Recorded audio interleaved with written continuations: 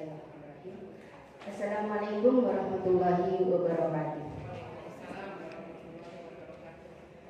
Saya Siti Saidah dari MTSN 1 Pamekasan. Kebetulan saya dari Mapel Bahasa Inggris, mengajar kelas 7 dan kelas 9. Inovasi pembelajaran yang akan saya sajikan adalah teks prosedur, dalam bahasa Indonesianya itu teks petunjuk. Teks prosedur untuk yang kelas 9 itu kebetulan yang ada di KD itu resep dan manual. Kalau resep berarti resep makanan, kalau manual cara melakukan sesuatu seperti cara membersihkan kaca dengan baik atau hal apapun yang berguna dan bermanfaat. Untuk di teks prosedur ini alokasi waktunya 2 kali 40 menit, berarti 2 pertemuan. Pertemuan pertama yaitu kegiatannya berupa observasi 2 teks, diantaranya 1 teks diambil dari buku paket yang ada yang disediakan oleh madrasah, sedangkan teks yang lainnya saya sediakan. Jadi di luar buku teks saya sediakan handout. Setelah observasi itu mereka menemukan, karena saya meminta pada peserta didik untuk menemukan ciri kebahasaan, struktur teksnya beserta social functionnya. Jadi fungsi sosialnya dari teks ini itu bagaimana? Dan membandingkan untuk teks yang pertama berupa resep, fungsi sosialnya untuk siapa? Dan untuk teks yang kedua yaitu bagaimana menanam cabai melalui pot dengan media pot. Kenapa saya ambil ini untuk yang teks yang kedua? Karena sama-sama bermanfaat. Insya Allah untuk yang bapak ibu atau keluarga yang tidak punya lahan bisa menanam cabai lewat pot.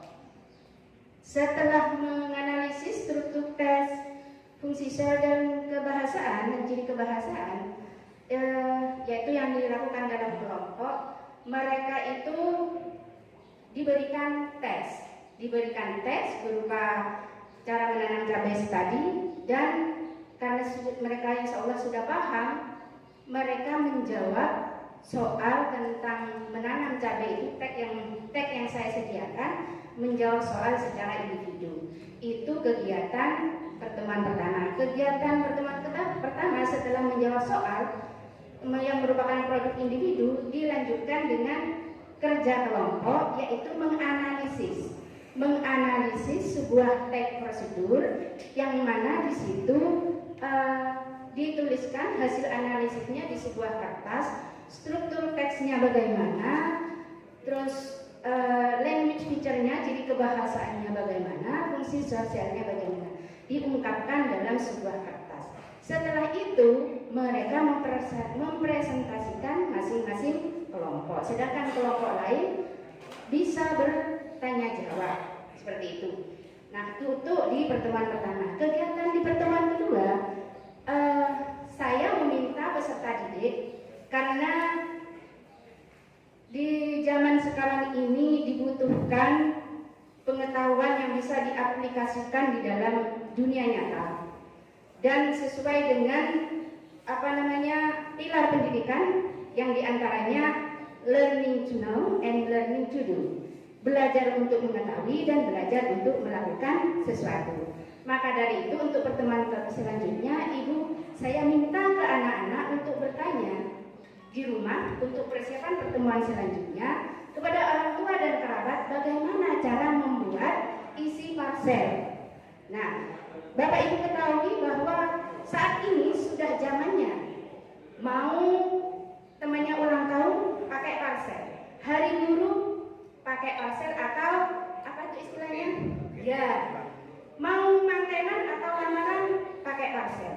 Nah, ini bermanfaat dengan membuat kalau siswa atau peserta didik tahu cara membuat parsel dengan baik, insya Allah nanti bisa diaplikasikan di rumahnya. Ketika orang tuanya ada acara, bisa mandiri, gak usah nyorowaki.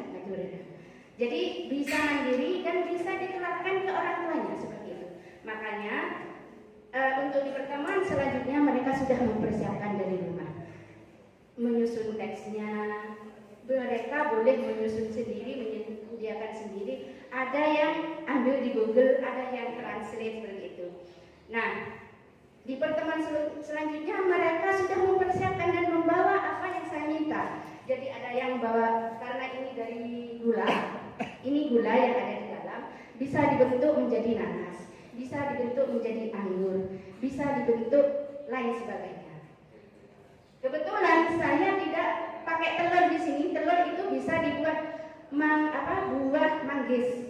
Nah, takutnya apa pecah ketika di dalam gelas. Makanya saya ambil yang mudah. Dari situlah di pertemuan keduanya mereka menyusun teks sesuai dengan apa yang akan mereka buat. Sementara saya hanya meminta dua, yaitu membentuk gula menjadi nanas dan anggur yang didesain dalam kelompok. Hasilnya ini. Jadi setelah mereka membuat teks, dikumpulkan secara kelompok, baru mereka mempraktekannya di pertemuan kedua. Dan ini hasilnya. Saya hanya menaruh dua, yaitu produk nanas dan anggur, yang mana ini merupakan hasil akhir dari karya siswa. Dan saya berharap meminta kepada mereka untuk mengaplikasikannya dalam kehidupan nyata. Sekian, terima kasih dari saya. Assalamualaikum warahmatullahi wabarakatuh. Banyak pokoknya. Banyak. Semakin banyak gulanya semakin banyak. Saja. Ya. 2 kali pertemuan ya. Dalam 2 kali pertemuan berapa jam? 2 jam. 2 jam pelajaran. Iya. 4 kali. 4 jam. 4 jam pelajaran. Iya. 1 jamnya pas dulu. Kalau 2 jam berarti 8 jam.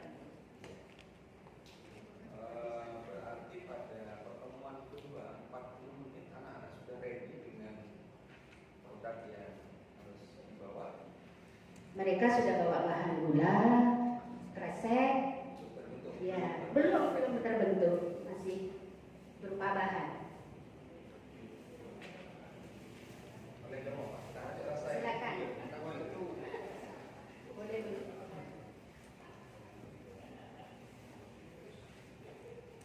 Bisa lihat hasil produk anak-anak dalam bentuk karya tulis. Ini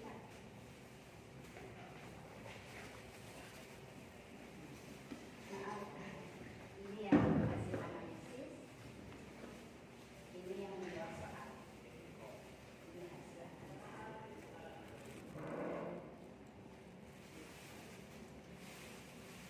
Nah, ini karya tulis cara membuat. Ini teksnya. Ini teksnya. Kenapa ada dikasih nama bahasa Inggris? Kalau orang lain ya apa? Di sini karena tempatnya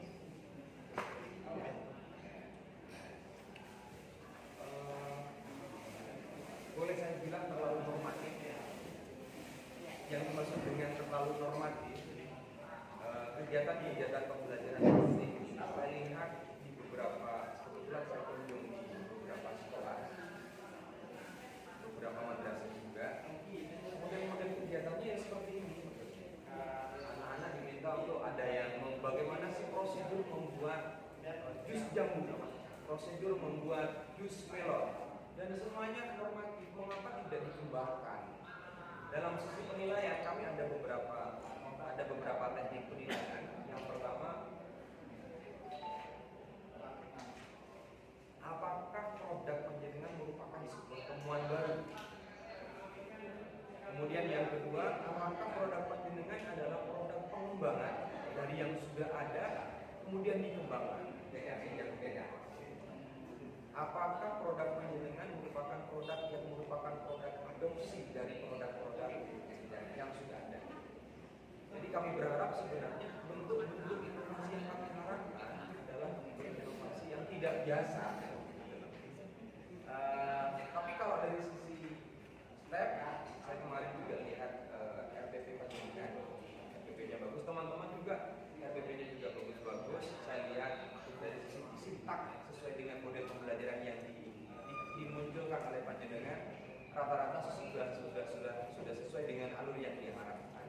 hanya saja dari sisi mengeksplor kreativitas siswa itu yang masih kurang.